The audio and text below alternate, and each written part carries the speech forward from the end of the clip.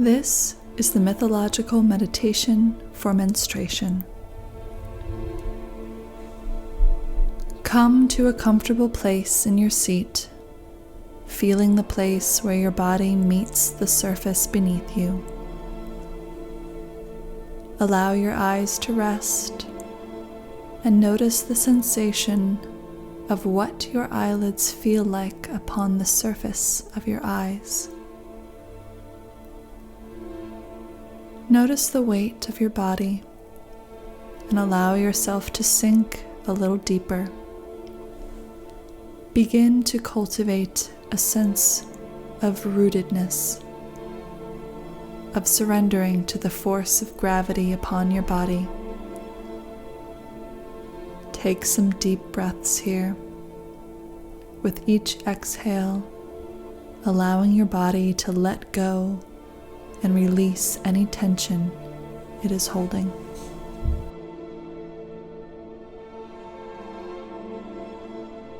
As you focus on the increasing sense of heaviness, bring to your inner eye a winter scene.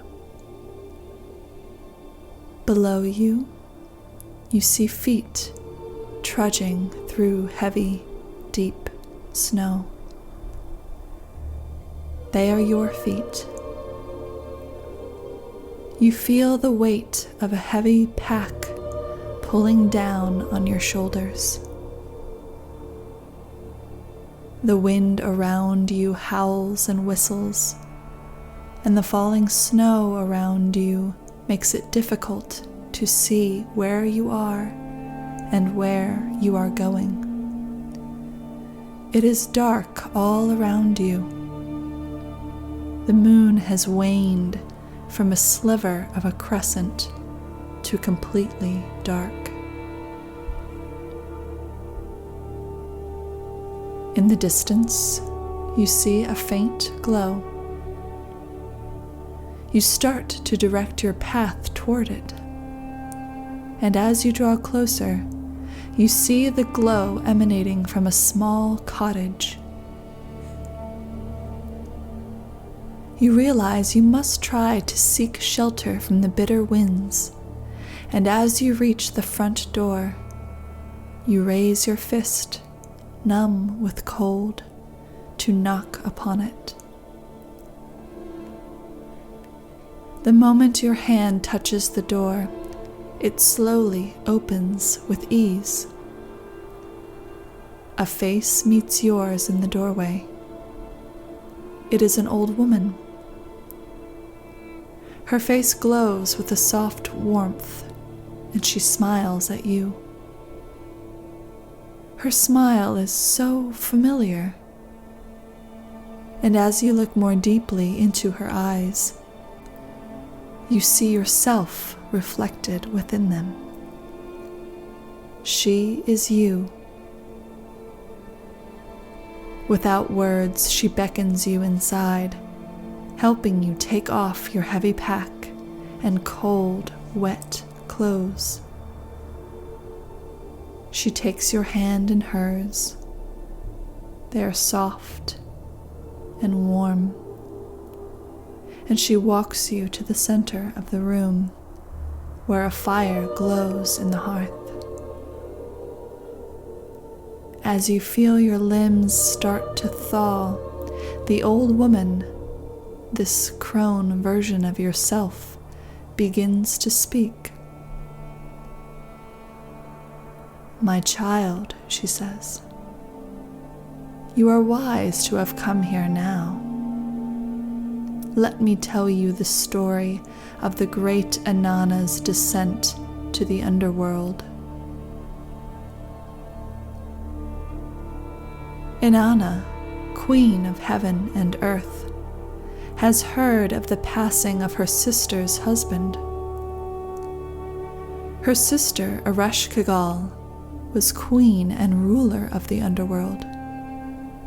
To pay her respects and attend the funeral rites of her brother-in-law, Inanna prepares herself for the descent to her sister's kingdom in the netherworld.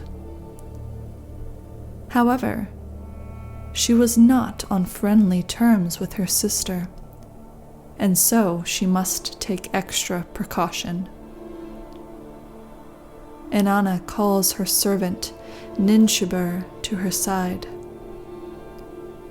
She gives her instruction that if she does not return, she should mourn her death and seek assistance from the 3 father gods, Enlil, Nanna, and Enki, to resurrect her. Ninshubur is faithful to her queen and agrees to obey the command. And so Inanna dresses herself in her finest queenly attire, 7 layers that mark her power, divinity, and status. A crown upon her head, a necklace of delicate lapis beads around her neck, a double strand of thick beads across her chest, a royal robe around her body, her eyes adorned with the dark mascara called Let Him Come, a gold ring upon her finger, and in her grasp a crystal scepter.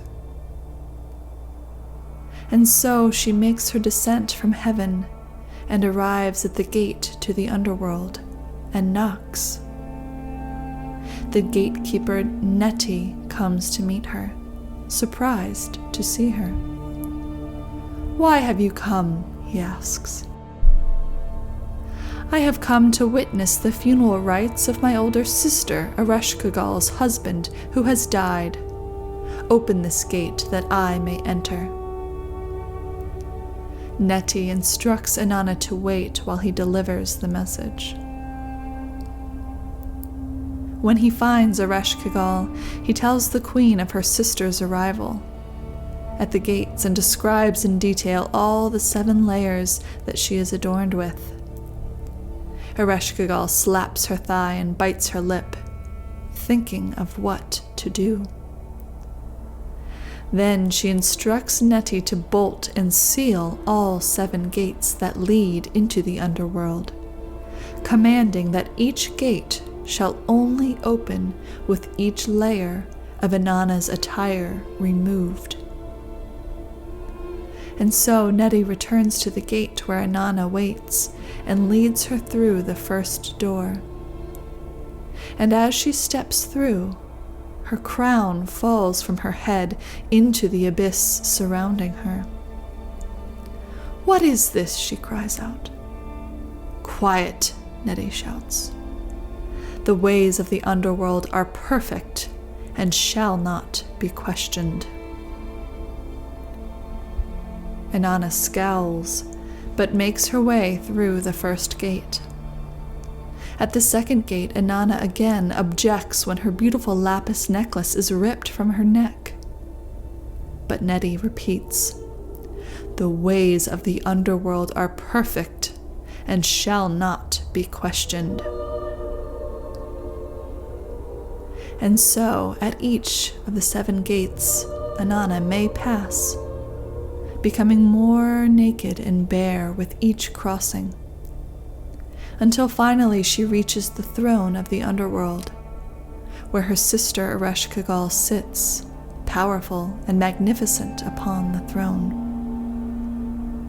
As Inanna approaches, her sister rises from her seat, and Inanna's focus shifts to taking the throne for herself.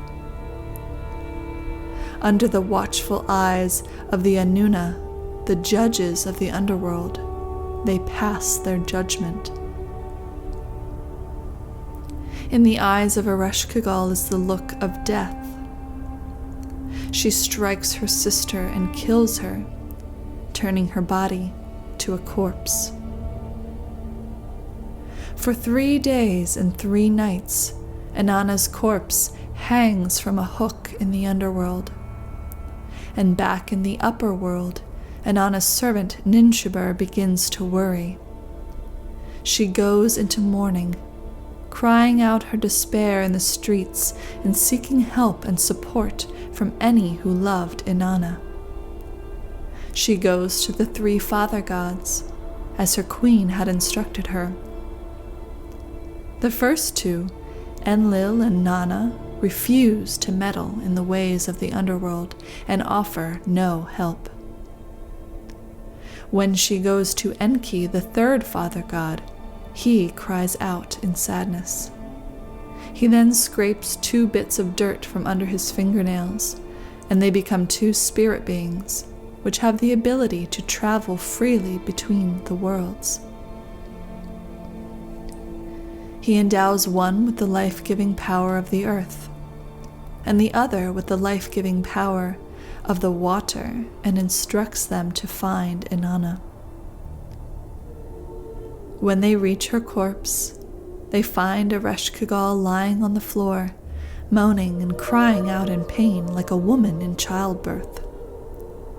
With each of her cries, for her belly, her insides, her outsides, her back, her heart, the spirits also cry out with her, acknowledging and witnessing her suffering. After some time, Ereshkigal looks up, thanking the beings. She offers them a gift of their choosing, and of course they ask for the corpse of Inanna. Ereshkigal allows this, and as they pour the life-giving powers of earth and water upon the corpse, Inanna is revived. As she begins her ascent, the Inanna, the judges of the underworld, bind her arms and legs, calling out, "The laws of the underworld are firm. If you wish to return to the land above, you must find one to take your place." Inanna makes a promise to find one to replace her, and until she does, demons must accompany her to be sure she keeps her promise. When she arrives back in the upper world, she is met by her faithful servant, Ninshubur, who falls at her feet begging to be the one to take her place in the underworld. "You who saved me, how could I condemn you?" Others come forward who mourn the loss of their queen as well, also offering themselves as sacrifice to save their queen. Again, Inanna refuses to condemn those so faithful. She makes her way back to the throne in heaven and finds her husband, Dumuzi, seated upon it, laughing and enjoying a luxurious feast surrounded by beautiful maidens, not at all in mourning at the loss of his wife and queen. A look of death fills her eyes, and she instructs the demons to take this man, her husband, to take her place in the underworld. Dumuzi's sister tries to save him, crying out that she will take his place, but it is too late. Even though she is filled with anger and rage at Dumuzi's betrayal, Inanna's heart is still filled with grief and sadness from the loss of her husband. She then remembers her sister Ereshkigal and the death of her own husband, and begins to have empathy in her heart. She sees the tears of Dumuzi's sister as he is banished, and takes pity on them all. Inanna offers a compromise. She instructs that Dumuzi is to spend half the year in the underworld, and that his sister may take the other half. And they sang the praise of the 2 queens, Inanna and Ereshkigal. And so it is still to this day. With that, the old woman finishes her tale, and turns back to the fire, and begins to close her eyes to rest. You find yourself needing to rest now too, remembering the heavy burden and load you had been carrying on your journey before you came to this place. You close your eyes and come back to your body, scanning your physical form and noticing without judgment or desire to change what it is that you find. Feel into the inner stillness and sense of surrender and release that lies in your womb. Take as much time here to slowly return to the room, and when you're ready, you may open your eyes.